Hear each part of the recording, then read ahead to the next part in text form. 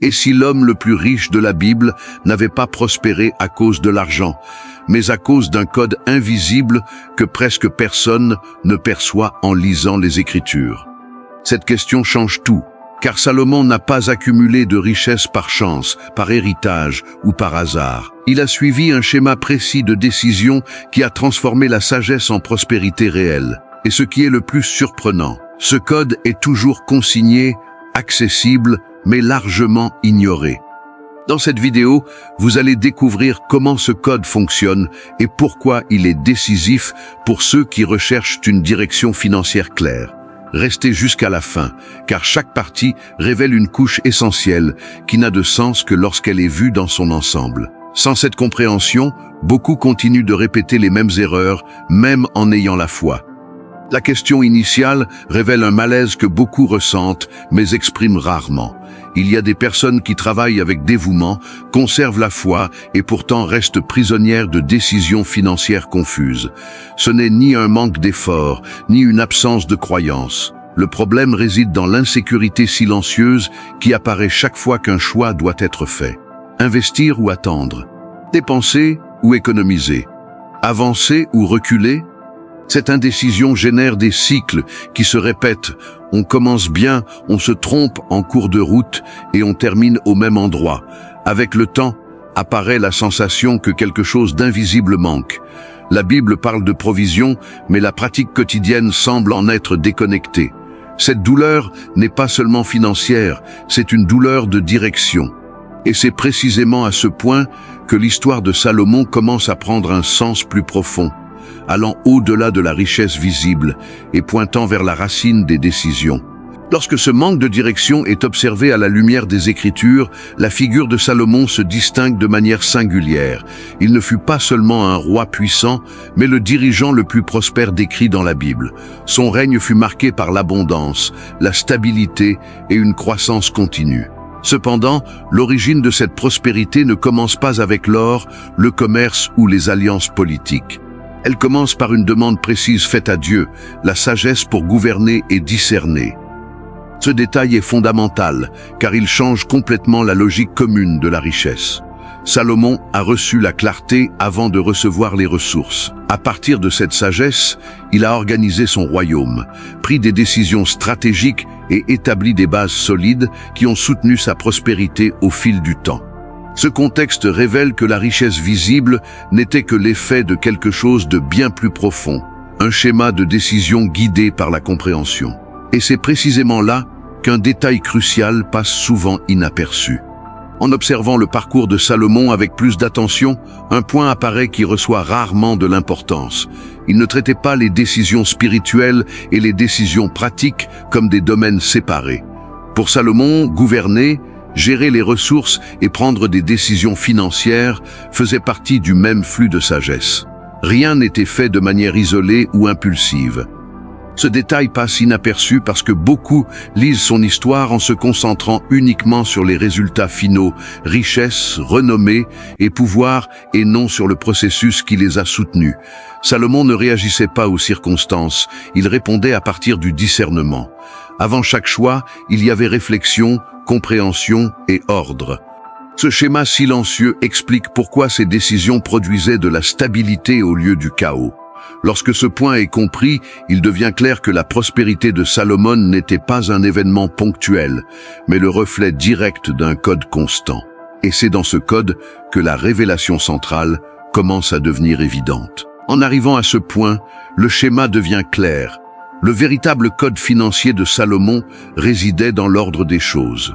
Dans la logique biblique qu'il suivait, les décisions venaient avant les résultats et la sagesse précédait toujours toute action pratique. Salomon ne prenait pas de décision financière en recherchant d'abord le gain, mais la bonne direction. L'argent était une conséquence, non le point de départ.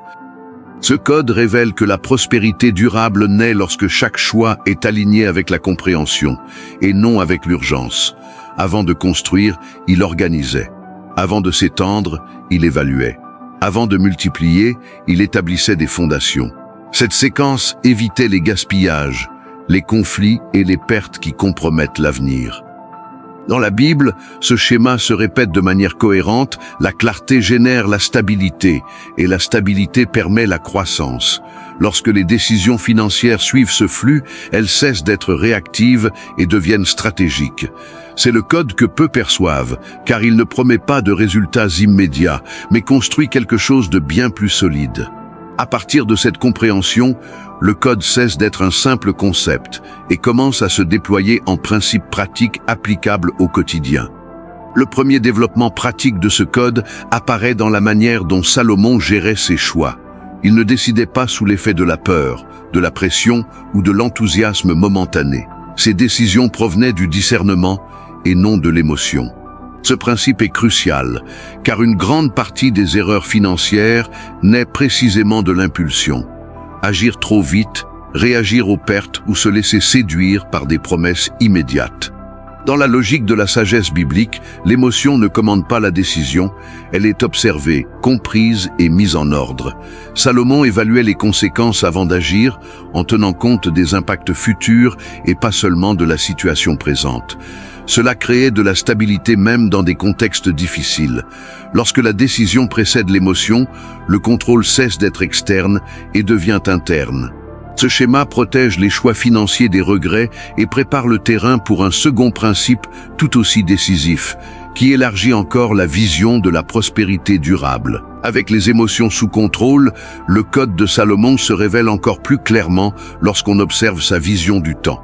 Il ne structurait pas ses décisions en pensant uniquement au retour immédiat, mais à ce que ses choix soutiendraient au fil des années. Ce principe s'oppose à la recherche de résultats rapides qui compromet souvent la stabilité future. Dans la sagesse biblique, la prospérité n'est pas un sommet momentané, mais un chemin continu. Salomon planifiait pour maintenir et non seulement pour conquérir. Chaque décision prenait en compte l'impact, la continuité et la préservation de ce qui avait déjà été construit. Cette vision à long terme évitait les ruptures et renforçait la croissance progressive. Lorsque le gain immédiat cesse d'être prioritaire, la décision commence à protéger l'avenir. Ce principe prépare naturellement l'étape suivante du code, car voir loin exige quelque chose d'essentiel, la structure, l'organisation et l'ordre avant toute expansion. En pensant à l'avenir, Salomon comprenait qu'une croissance sans structure conduit à l'effondrement. C'est pourquoi le troisième principe du code financier se manifeste dans la priorité accordée à l'ordre. Avant d'élargir, il organisait. Avant de multiplier, il établissait des bases claires. Dans la logique biblique, la multiplication ne commence pas par l'augmentation, mais par l'alignement. Ce principe révèle que la prospérité ne se maintient pas là où règne la confusion, l'excès ou le manque de contrôle. Salomon structurait les processus, répartissait les responsabilités et maintenait une clarté sur les ressources et les limites. Cet ordre créait un environnement propice à une croissance continue, sans gaspillage ni épuisement.